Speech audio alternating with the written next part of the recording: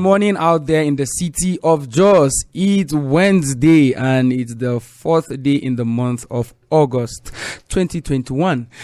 Just as we always do on this program, Building Bridges, we seek to build bonds of love, unity between people, ethnicities, and groups. I'll be doing just that again on this edition of the program. My name is Joseph or Jadeji. I have with me in the studio. All right, good morning. My name is John Red. It's good to be back on the program. Indeed. I mean, it's been quite a while actually we've had on the program. Good to be back, and we're glad to have you here. So we'll be the co-advocate on this program, leading the ship as we advocate for peace in our communities. On today's edition of the program, we shall be delving into the issues that are happening in Irigwe Land. Most of us are quite aware of what is going on there, and there's been effort to ensure that a calm is restored even to those communities, and we'll be talking about those efforts on this edition of the program. Very true, Joe. You know, we always wake up to hear issues of attacks, rumors of attacks, and like we always ask the questions, where do we begin from? What do we begin to do? You will recall that these things didn't just come up in a day. We always have early warning signals. We always have indicators that, look, a thing like this is going to come up. Now, if you ask me personally, I thought these things should have been nipped very early from the beginning, considering that farmlands were were the attack points earlier in the year. You know, we had these similar situations in Barkiladi. We had similar situations in Riom, and even in the Irigwe Land in Bassa local government. Now, at the end of the day, these things now escalated not only on farmlands. It became where lives are being attacked at some point.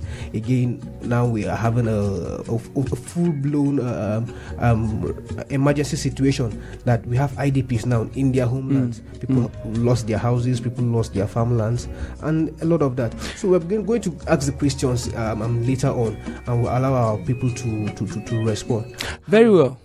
So yeah, I mean, it's a sad situation down there, and so I mean, beyond the early warning signs you've actually mentioned, we'll also be looking at the response mechanisms and how effective are the response mechanisms in those communities to avoid the occurrence of such dastard acts again. Very true. So, just we have in the studio some interesting personalities from the interested groups. Yes. Can you introduce them? So, we have with us, joining us in the studio to do justice to this particular all-time important topic, we have Mr. Philip Sorongi. Mr. Philip Sorongi is the Vice President 1 of the Irigwe Youth Movement, IYM. You're welcome, sir. Thank you very much, sir. All right, and also we also have with us joining us a co-discussant on the program, Mr. Chingde Dodo Justice is the former president Irigwe Youth Movement and also a lecturer of political science. You're welcome, sir. Thank you so much, and it's nice to be here. Good morning, Plateau. Good morning, listeners. Good morning. You're welcome. Morning. It promises to be a very interesting conversation on the program. Just as we always do on this program, we usually have our public interest corner where we talk about issues that affect our commonality as a people, where we talk about issues that affect us personally in our communities. On this edition of the Public Interest Corner, we shall be talking about the continuous voters registration ongoing across the various registration centers in the state. As you may well be aware, the voters registration has commenced since June. We were calling on citizens to ensure that you go out there, get yourself registered. In case you are not registered in times past, please locate the nearest INEC LGA office close to you and ensure that you get registered. It's your fundamental responsibility as a citizen of Nigeria.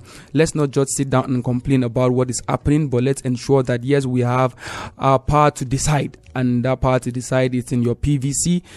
When you have it, it's ensure that, okay, you're able to cast your vote. And when you cast your vote, you ensure that your vote counts. So it starts with the continuous voters registration that you have your PVC. Very important. So the continuous voters registration is just one of the pre-election processes, which is very, very important. It is required to update the voters register prior to the coming election. So we're calling on citizens, we're calling on everyone out there. In case you're not registered before, please go get yourself registered and get your PVC. In case you have not collected your PVC in times past, please locate the nearest INEC office to you and ensure that you get your PVC. And also, perhaps you have your PVC before and you misplaced it. Please locate the nearest INEC office close to you and do justice by getting yourself another one. Or you want to change your name, please do that as well. Or you want to transfer your voters card, maybe you just moved to Plateau State, or you just changed local government, you can also do your transfer of voters card to ensure that you cast your vote in the nearest PU close to you, that's polling unit, that is in the coming election. So that will be all on this edition of Public Interest Corner. Now we shall be taking a breather as we take a message from our sponsors. When we come back, we'll delve into the discussion about the happenings in Irigwe Land. Please stay with us. It promises to be a very interesting conversation here on the program. Please stay with us.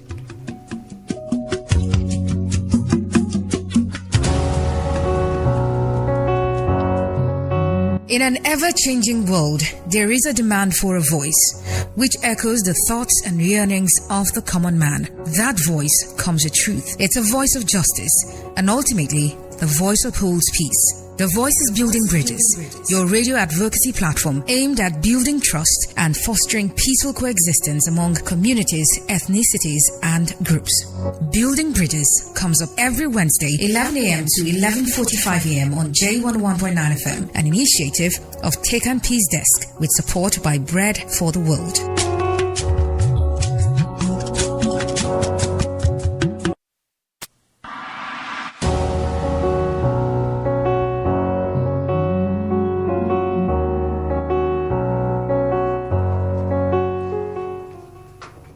All right, welcome back from that short breather, and the program remains Building Bridges, a program brought to you by Take and Peace Desk with support from Bread for the World. And today on this edition, we're discussing the happenings in Irigwe Land as well as way forward to avoid the occurrence of such. We have with us in the studio Mr. Philip Sorongi and Mr. Chinge Dodo Justice. Good. So let's start with Mr. Philip. Yeah, okay. I mean, you are a critical stakeholder in Irigwe Land, same as Mr. Chinge. I mean, you want to give us a quick rundown of happenings in Irigwe Land a few days away. All right. Thank you very much for this opportunity. Couples of months we have been having security issues in our land, which we call the attention of the relevant stakeholders and government, that they are the custodian of the security of our people. But this security issue continued to deteriorate, and it was last Saturday, that is on the 31st July 2021 at Jebu Miongo, where 7 people have been killed and over 250 houses got burned. Hitherto then, there were mass destruction of farmlands by cutting down of crops in these places. And the following Monday, which is 2nd August 2021, at Kwal axis of the same Irigwe chiefdom, it also escalated toward that axis. And we lost over 40 people, and we lost properties worth fortunes, and also cutting down of crops continue unabated in that axis as well. And it continue even this morning. There is also killings and destruction of properties at Tafi, Ghana. It happens few kilometers from there to the barrack axis. Wow. Yeah, so these are the things that has happened in Irigwe Land. And to cap it all, that same Monday, also, they completely razed down the whole of Jebu Miongo. And there is no single house standing there as I'm speaking with you right now. And also, the culprit of this criminal act, they are not hidden because they left their handwritten on the wall of that place as they left. I have the message here on the wall. They say that we, Fulani headsmen, we are ready to useless Irigwe ethnic group. We are also pleading with the Nigeria army to free us to see the end. Now, if you go by this statement, you will discover that they identify themselves as the people that perpetrated this act. And there is no name or issue of unknown gunmen again, or unknown persons, because the criminals already admitted to this crime. And for them to mention Nigeria army that they should free them. Now, could there be conspiracy between the Nigeria army and these criminals? These we'll come are back questions to that. we are going to very talk about. pertinent question. Let's quickly go over to Mr. Chingde Dodo. Mr. Philip Sorongi actually mentioned series of attacks within days that actually went on unabated in Irigwe Land. I mean, it calls to concern, the security agencies. What has been the response so far? And I mean, to checkmate the happenings of such, because I mean, he mentioned that these attacks happened back to back, within days, and one will wonder what is the security agencies doing? You might want to shed. Yeah, thank you so much. I think first and foremost, let me express the appreciation of Irigwe people. Over private radio stations, if not for private media houses, or possibly voices, the voice of the voiceless, those who are helpless will not be heard. So because programs like this, you can never have it on government media houses, because those are propaganda institutions. They don't even give you news. They give you what you already know or what you don't even care about. But what people want to know, you hardly hear. We also equally want to appreciate Tekan headquarters for this wonderful program. Back to the question you asked, it's quite pathetic. It's quite a sorrowful stage. We're in a stage of humanitarian crisis. And talking about the role of security agency, I tell you, if there were security agencies in Nigeria, what we are witnessing will not happen. What we have are just institutions that call themselves security agencies. From the Operation Safe Haven and Jos to the police, to all institutions that are meant to guarantee the protection of lives and property. They have not just failed, but they have woefully failed. I mean, here is a situation where 500 houses have been burnt down. Souls numbering 60-something killed within days.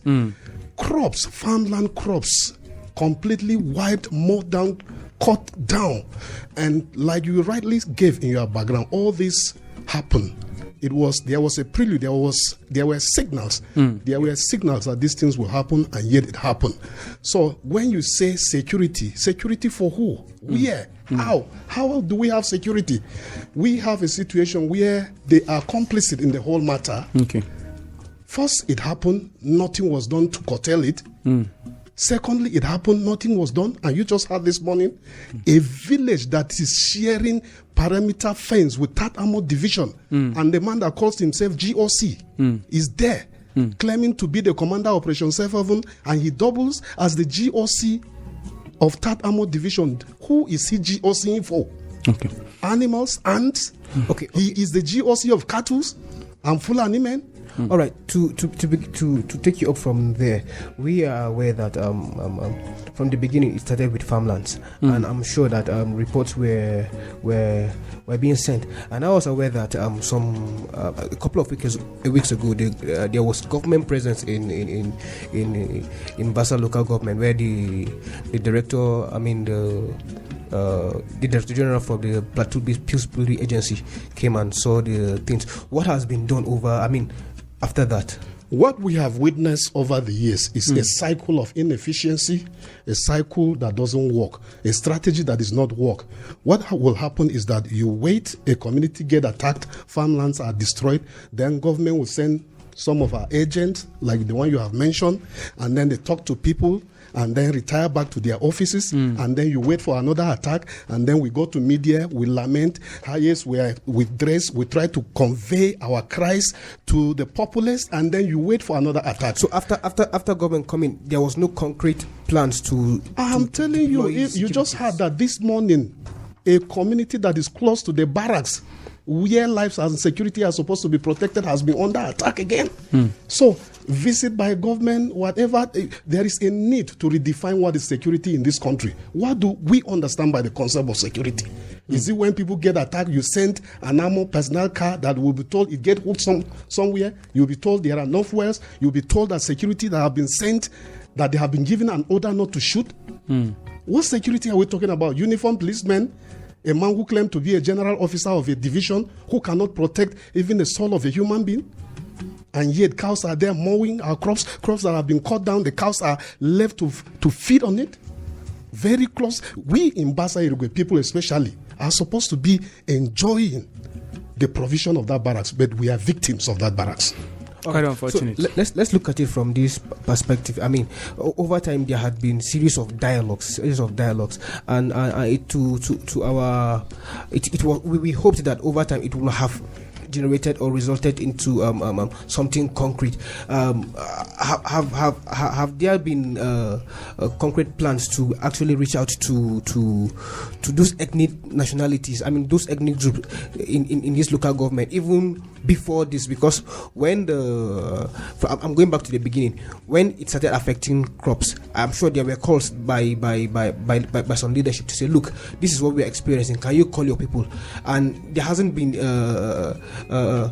any call, if I get you correctly. And there were situations whereby dialogues again were being called for, but they didn't prove anything. I mean, they didn't provide any results. As it is now, what is the state of the people there? I mean, looking at the people that have been displaced, what is the state? I know Mr. Sorangi will soon come in, but let me briefly say that in the land now, way back home, it's a total sorry sight. It's humanitarian crisis. It's a big shame and embarrassment to the government of the day.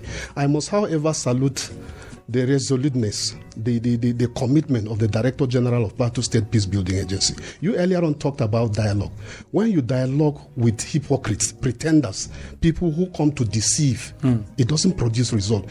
It seems, and it is rightly so, that those who come to dialogue are another set of people, where they are criminals, where these gangsters, where these bloodsuckers, these demons are somewhere perfecting their evil agenda. Those who are meant to be doing the talking for peace are there. Then a different set of people are there. So in Irigwe Land, it's a sorry stage.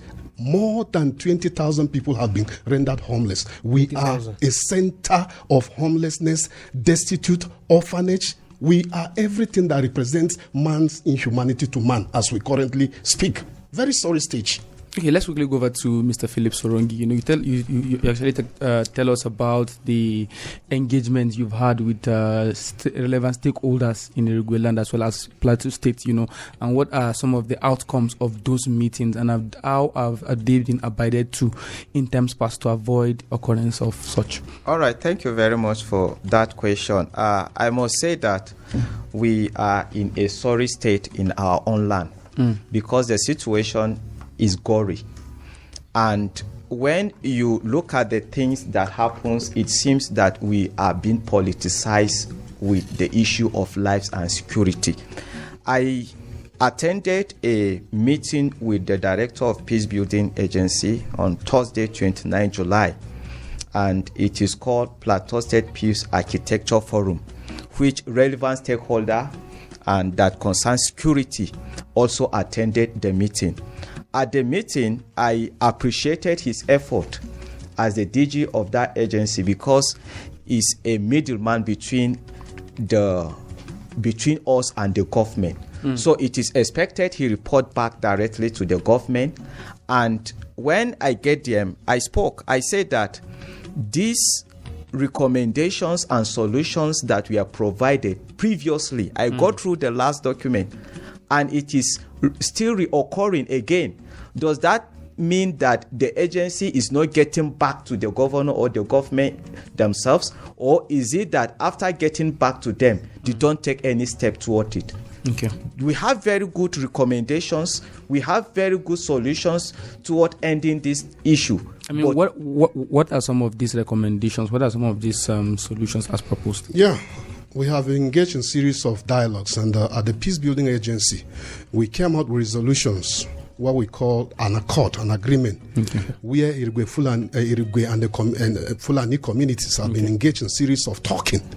We came out with about 13-point resolutions on how to resolve the entire conflict. We said, okay, as a people, we are all welcome. There are Igbos, there are Yorubas, there are Hausa community, Chewe community, and other nationalities in the entire nooks and crannies of Irigwe land. Right. You want to be part of us? Come back. In 2004, Fulani left Irigwe land without anybody pursuing them. They left. Some of them have land they acquired. They claim they have land they acquired. Fine. They are not the only ones that Irigwe people stole land to. They claim they have land they acquired. We say, welcome. Come and build in those places you were occupying. And then let's stay together so that whatever happens in peace and out of peace, we are together. You cannot claim you love my land and you only come and graze and go, destroy crops. And when I try to look for who destroyed the crops, you are nowhere to be found. Our people, the Peace Building Agency is in possession of that document. We sign. Our community leaders sign. I personally sign. Security men sign. The Fulani community refuse to sign. Only them can give reasons why they refuse to sign. All right. Again, let's look at it from this perspective. I'm aware that the strongest front lines. I mean, those who are trying to see that the entire community doesn't go down are the vigilante groups and local hunters that we've been having. However, you will always hear that security are being deployed to those places. What's the welfare of these people like out there? Very, very shameful, embarrassing. The motivation is not there. Well, first, in terms of the security angle, I'm not a security man. I do not work for them. But all I know is that government is a trust. We have a social contract with the government. We pay our tax. We are dutifully, we are responsive and responsible citizens. And so government on its own part is supposed to do the duty of protecting lives and properties, not just for Irigwe people, but any Nigerian, in fact, including non-Nigerians who are legally resident here. But you find a situation whereby completely a people are abandoned.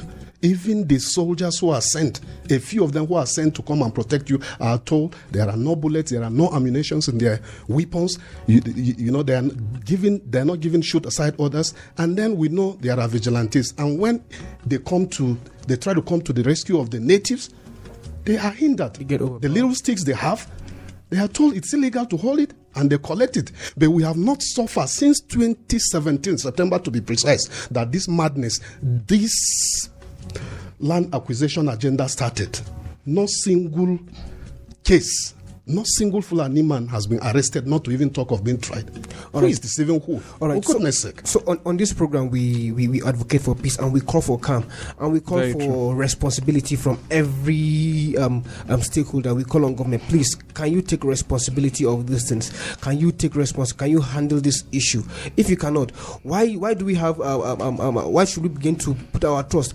Joseph, I'm tempted to say this, but in a situation where we don't have people doing their work properly, you begin to give room for so much suspicion and so much assumption. On this program, we want to ask government, please, we are not only calling for security on the part of the Irigwe people, the entire people of Plateau State. The responsibility of protecting lives and property are in your hands. So we want to ask government, and it's shameful that at this moment I've still not gotten any document from government as to what happened yesterday. We were trying to watch whether there was going to be there were going to be press releases or statements. But as I'm talking to them, before I got into the studio, we've not gotten any. Can we please have your position? Government, and I'm sure I'll be able to reach out to the Director General for Peace Building Agency in the person of Joseph Lema. After this program, I will be able to get their own perspective. If possible, Joseph, why can't we bring them on another edition of this program so they can hear their views? So please, we are going to allow our phone lines to open. But please, when you call, be as civic as possible, be calm as possible. Can you help us provide possible solutions to the things going on in and around Plateau State, especially we are looking at Bassa local government? So when you call, please keep the conversation civil and be responsive and be solution driven in your comment. Don't be flippant. Tell us where you call, where you're calling from, and then go straight to your point, your name, and then you go straight to the point. Listener, you can also share your thoughts, your comments with us on our Facebook page at Take and Peace Desk. You can also join the conversation down there. Our phone lines are buzzing: 09055666699, 09098848848. Let's see what we have here. Hello, good morning. Good morning, John. Good morning. This is a Jusa from Introduction. We're glad you called. Please go ahead. My brother, what is happening on Plateau is very, very unfortunate, because this is taking us back to the Egypt. In 2011, when this kind of, maybe can I call it crisis or whatever, unrest happened on Plateau, I was once a victim, because when destroyed, it's not very, very easy for me then. And nobody will be happy when what he has is destroyed in this kind of way of manner. But I'm just pleading for calm, you understand, and let the government do the needful. But the unfortunate thing on this issue is that our governor is supposed to come out with this thing. They have started to make a statement. They can help to calm the situation down. But unfortunately, up to this moment, I've not even heard anything from the governor, which is very, very unfortunate. I don't really know what is happening with our able governor. Let him come as he can calm the situation. God bless you, my people.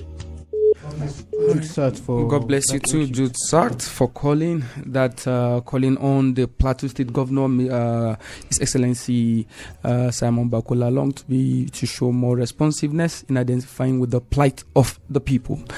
Let's see who we have here. Hello, good morning. Hello, good morning. Good morning. My name is Moses. I'm calling from Rayfield. All right, Mr. Moses from Rayfield. Please go ahead.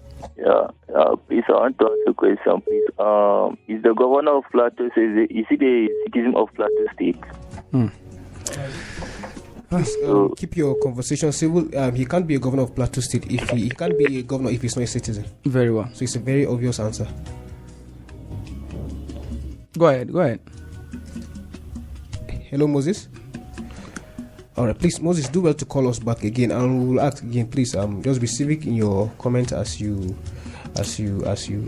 All right. When you call, please don't be flippant. Ensure that you keep the conversation civil. Go straight to the point. Let's see what we have here. Hello, good morning. Hello, good morning, John Rett, and your guest there. It's a radio man I do not calling from Rancher. Glad to have you, ma'am. Let me tell you something. They can, even if you find a peace pact or whatever, it can never stand on top of injustice. That is what is happening on the plateau. And those at the helm, I don't know how they are looking at it. You know, this is, people say there's peace on the plateau. I've never believed that there's peace on the plateau. I've always believed that it's just cosmetic in nature. So when I'm going out, I used to mind where I go to and at what point in time. I'm just telling the truth about myself, you know. So what am I trying to say? Everybody knows what it is. Anybody who is saying that he doesn't know what is the problem on the plateau is telling a lie. The problem is that they don't want to, solve it. And as long as you do that, it will not work. So I'm not wishing anybody bad luck, but before the weekend, you will see another killing, because nobody is held accountable, nobody is punished. It's always on top of the situation. We return what turns leave all stones unturned. The only person I know that justice was given to was that Major General who was retired and was killed. And they turned not only the stones, even the pawn, was turned. You know what am I trying to say? If there's no justice, there can't be peace. And then the state police, let the National Assembly do what they can do and allow the governors to have the state police. So some governors who are hiding on that guys that they don't have they're not in control of the military. Let's see what will happen next. So they can now work. The state police will have many boots on ground, and then they'll work with the vigilantes who will now, the state police will now cover them because they will now bear the real arms, the adequate kind of arms to face the Moredas. Most of them were like that they are even foreigners. So what are we talking about? I just know prayer will not solve it. If prayer without works will not solve it.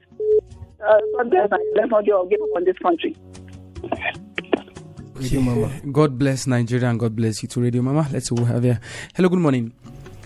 Hello, good morning, John. It's Emeka. I'm calling from Tennis. We're glad to have you, Emeka, Mr. Emeka. Well, I don't even know where to start from. Just this morning, my neighbor, they have family members from that particular place where this attack is happening. They just left this place and imagine people being a refugee, leave your whole land. You're in another person's place. You won't feel comfortable, definitely. But your house is not your house. You have family members moving into leaving their community to another place. I don't even know how our leaders sleep. And it's even difficult for somebody who does not have the power, who is not in government official. Not to talk more of those who are in government. I've said this and I'll keep saying it. It's not about to bring the perpetrator to book. We are going to do this. It will not solve this problem. You have a good opportunity of having Operation Rainbow. Can you go to those communities, recruit people from those communities into that Operation Rainbow, put them in their large numbers? We have Barik in Ladi, Bokos, and Rio, and Basa. These are the 4 major local governments where these attacks have continuously continued. Go to other local governments, get these people, young boys, put them into that operation. Then let them cooperate with the Nigerian, and the Nigerian police. At least they can go into those communities and deal with these people who are invaders, they call them. They say they are from invaders, they are not the ones we know. And we'll address this issue once and for all. We'll keep saying we'll bring the legislature to book. Another government will come. The same thing again. Another government will come. The same thing again. And there should be a synergy. The state is surrounded by Nasarawa State and Kaduna State. You all know that they are not even having it very likely good when it comes to the issue of insecurity. Let us see a synergy within these surrounding states so that at least you can tame these people, deal with them. The Kaduna State government is trying to change these people. Another state is reluctant. And what this person does is these people go to another place and they carry out these attacks. So that is just my take. And it's so sad, getting to see somebody leaving his community, going to another place to go and pet with somebody in his house. It's so sad. Honestly, that's my take. Thank you, Mr. Emeka Ima. That's a very passionate appeal. Let's see what we have here. Hello, good morning. Good morning. Good morning. Good morning, sir. We can hear you. What's your name and where are you calling from? From Dora Bukuru. Okay, what's the name? Zidane. Okay. Zidane. Go ahead. We can hear you. Yes. See, you see this matter of attack. This thing is getting out of hand. You see, I don't know if you are to do according to what Adanduma said. You see, this thing is getting out of hand. We don't know. Are they trying to tell us that we should protect ourselves or what? See, if they've been pushing you to the wall, once you get to the end of the wall, the only thing you can do is to fight back. If that's what the government wants us to do in Plateau State, then we can do that. Because we cannot take this shit always. The government will always, after the attack, people will wait, then they will go to the social media and say that we condemn this in totality, this and that and this. It is time to match what with action now. It is not time for propaganda now. So, we are tired of this thing. All right, thank you very much, Zidane. Please take note of your choice of words. You are on a public space. When you call, please ensure that you sieve your words before you talk to us. Let me just throw this question to our guest. Looking at what has been going on now, I simply want to ask, what are the next steps for these people now? Should we begin to fold our arms and what, or have you been calling on government? Have you tried to access government presence, Mr. Chinge and Philip Sorongi? All right, thank you very much for that. I think we had series of meetings. I'm talking at the moment. Okay, yes. At the moment, we called the government attention on our plight. Yes. And we are also been keeping in touch with the representative of the governor, which is the DG of Peace Building Agency. And we want to challenge the government to wake up of his responsibility by securing the lives and property of our people. I think by asking that, we are not asking too much.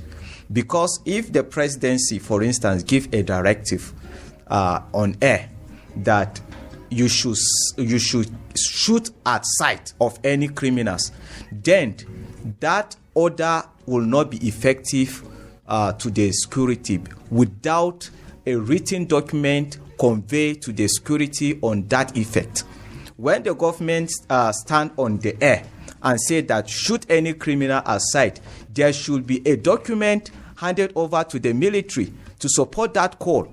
And if that is done, let's see the military involvement at curtailing the situation, so that we'll know that, yes, the government is now proactive in securing the lives of our people. And I have many recommendations that if we can do them, it will help to curtail this situation. Number one, let's ensure that justice is done, especially the victims of these attacks. The people that their houses got burned, the government should rebuild their houses. Then the ones that their crops are cut down, the government should ensure that these people are duly compensated.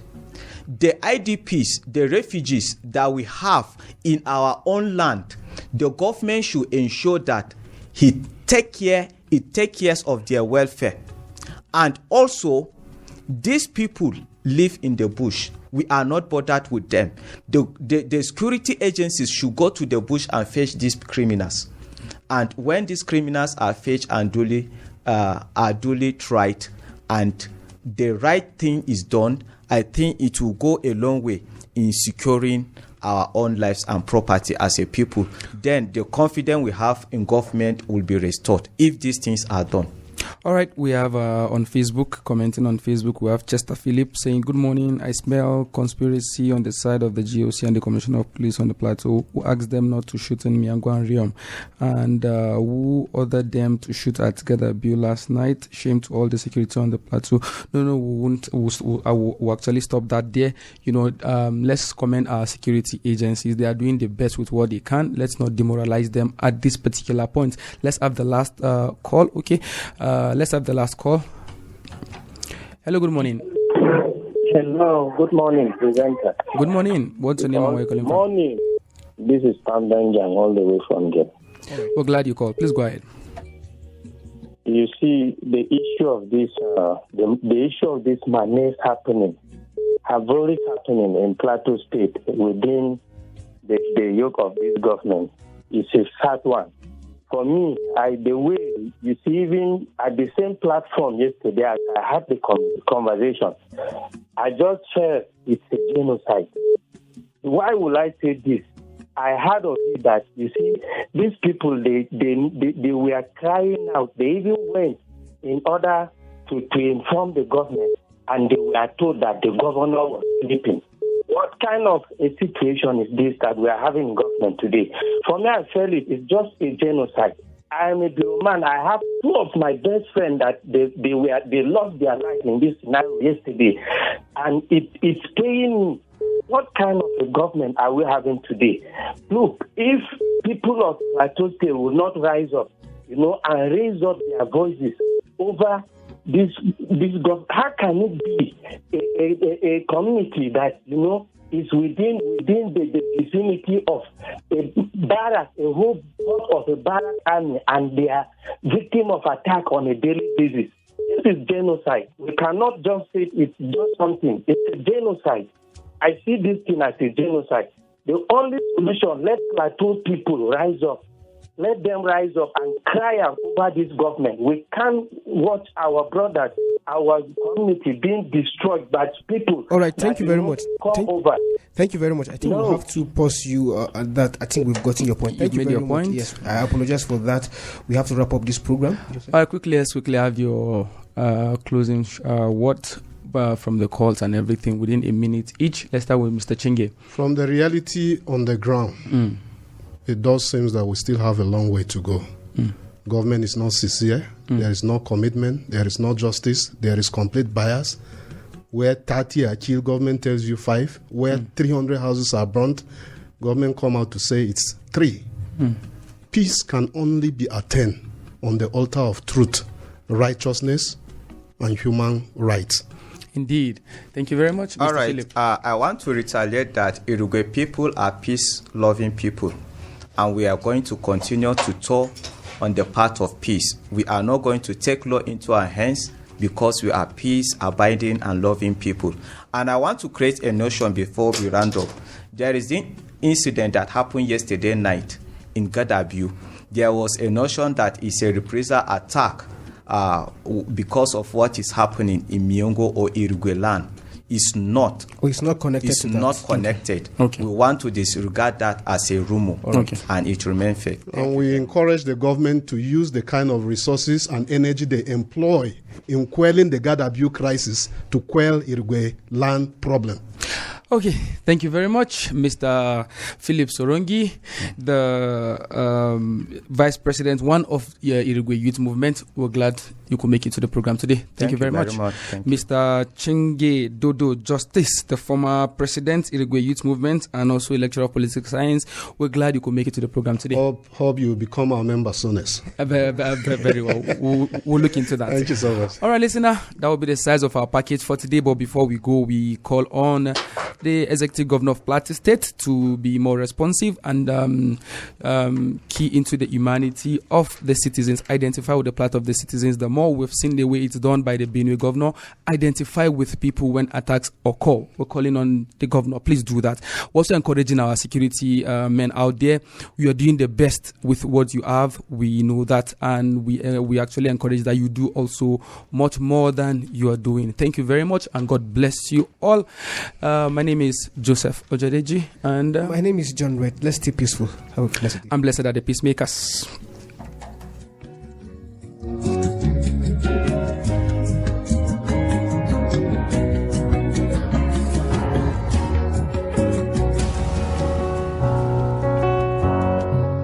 In an ever-changing world, there is a demand for a voice, which echoes the thoughts and yearnings of the common man. That voice comes with truth. It's a voice of justice, and ultimately, the voice upholds peace. The Voice is Building Bridges, your radio advocacy platform aimed at building trust and fostering peaceful coexistence among communities, ethnicities, and groups. Building Bridges comes up every Wednesday, 11 a.m. to 11:45 a.m. on J11.9 FM, an initiative of Take and Peace Desk with support by Bread